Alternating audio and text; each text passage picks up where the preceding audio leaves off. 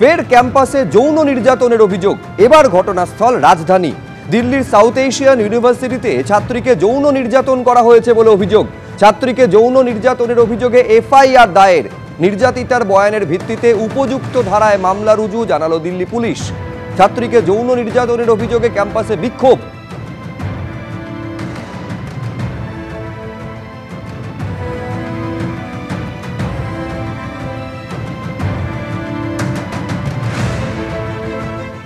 দুর্গাপুর কাণ্ডে ঘটনাস্থলে গিয়ে ঘটনার পুনর্নির্মাণ করল police.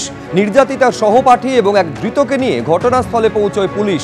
IQ city medical college থেকে ঘটনাস্থল কতটা দূরে হেঁটে দেখলেন আসানসোল দুর্গাপুরের ডিসি ইস্ট অভিষেক গুপ্ত। ঘটনাস্থল থেকে নমুনা সংগ্রহ করেন ফরেনসিক বিশেষজ্ঞরা। নির্যাতিতা সুস্থ হওয়ার পর নেওয়া হবে গোপন জবানবন্দি।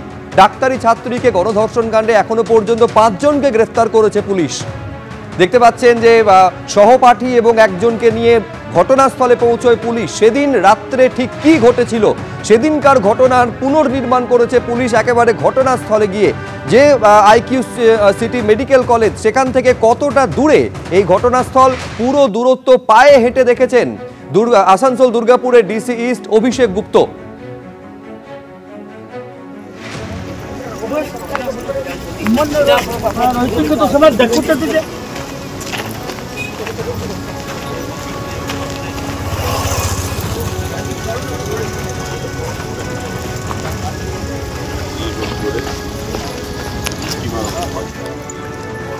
এই মুহূর্তে দেখতে পাচ্ছি যে আরো গোটা ঘটনাটি যেমনটা জানতে পারছি, যে সঙ্গী সেই দিন ছিল সেই সঙ্গীকে নিয়ে এলো পুলিশ।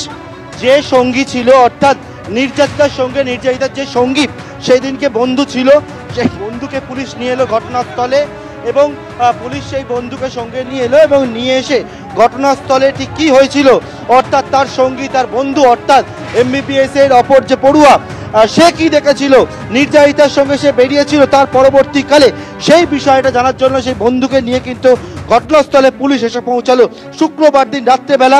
যখন এই যে ঘটনাটি ঘটে সেই ঘটনার সময় একেবারে যে হস্টেল, সেই হস্টেল থেকে বেরিয়ে, যে হসপিটাল থেকে বেরিয়ে তারা যে রাস্তা দিয়ে এসেছিল তার পরবর্তীকালে জঙ্গলের মধ্যে নির্যাতিতাকে টেনে নিয়ে যাওয়া হয়। তারপরে যেটা অভিযোগ ওঠে যে এই জঙ্গলে নির্যাতন করার পর নির্যাতিতার মোবাইল ফোন থেকেই কিন্তু তার এই বন্ধুকে ফোন করে ডাকা হয় এবং একেবারে জখম অবস্থায়, আহত অবস্থায় নির্যাতনের পর বন্ধুকে বলা হয় এখান থেকে নিয়ে যাওয়ার জন্য এবং সেই মতো সেই বন্ধুকে পুলিশ নিয়ে এলো এবং নিয়ে এসে যে কি দেখেছিল, কোন জায়গা থেকে কাকে কি অবস্থায় দেখেছিল সেই বিষয়টা পুনর্নির্মাণ করছেন তদন্তকারী আধিকারিকরা।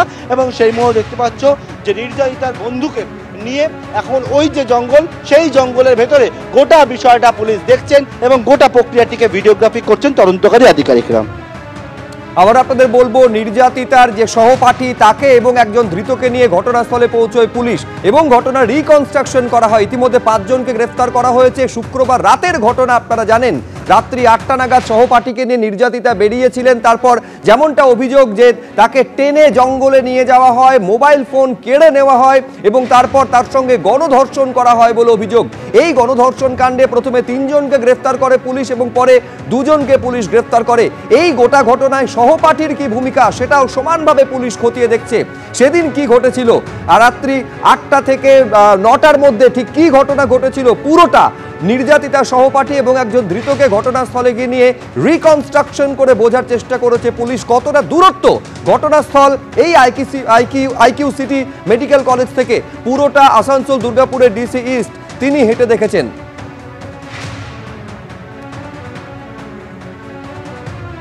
দুর্গাপুর গণধর্ষণের ঘটনায় দেখা যাচ্ছে যে রিকনস্ট্রাকশন প্রক্রিয়া চলছে। আসানসোল দুর্গাপুর কমিশনারেটের ডিসি অভিষেক গুপ্তাকে দেখা যাচ্ছে, সিআই এসিপি তাদের দেখা যাচ্ছে এবং যারা অভিযুক্ত তাদেরকে নিয়ে আসা হয়েছে এবং তার যে সহপাঠী তাকেও নিয়ে আসা হয়েছে। এই জায়গায় তাদের বয়ান খতিয়ে দেখা হচ্ছে এবং দুপক্ষের বয়ান মিলিয়ে দেখা হচ্ছে। যে জায়গা খনন করে রাখা হয়েছে সেই জায়গাতেই কিন্তু ঘটনা ঘটেছে, এমনটাই প্রথম দিন থেকে পুলিশ সূত্রে বলা হচ্ছিল। তার কারণ তার যে সহপাঠী, ওই নির্যাতিতার যে সহপাঠী, সে কিন্তু এই জায়গাটাই পুলিশকে দেখিয়েছিল। চারিদিকে পুলিশ মোতায়েন রয়েছে, আমি একবার দেখানোর চেষ্টা করব। চারিদিকে পুলিশ মোতায়েন রয়েছে, জায়গা ঘিরে রাখা হয়েছে যাতে কেউ বাইরের লোক এখানে প্রবেশ করতে না পারে এবং এই জায়গাতে বেশ কিছুক্ষণ আগে থেকেই কিন্তু পুলিশ জায়গা মোতায়েন রয়েছে, চারিদিকে নিউ টাউনশিপ থানা, দুর্গাপুর থানার পুলিশ এই জায়গায় মোতায়েন রয়েছে এবং এই যে জায়গা এখানে রিকনস্ট্রাকশনের প্রক্রিয়া চলছে।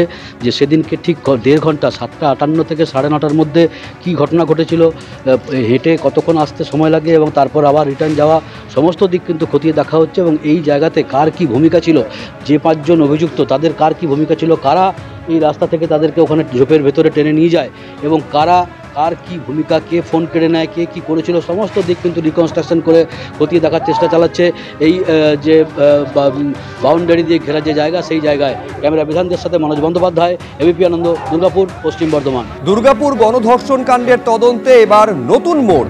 ধৃত 5 জনের মধ্যে 2 জনকে তাদের বাড়িতে নিয়ে গেল পুলিশ। ধৃত শেখ রিয়াজউদ্দিন এবং শেখ নাসির উদ্দিনকে নিয়ে যাওয়া হলো বিজড়া গ্রামে।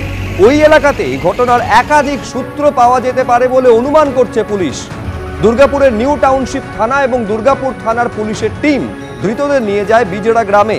স্থানীয়দের একাংশকে জিজ্ঞাসাবাদ করা হয় বলে সূত্রের খবর।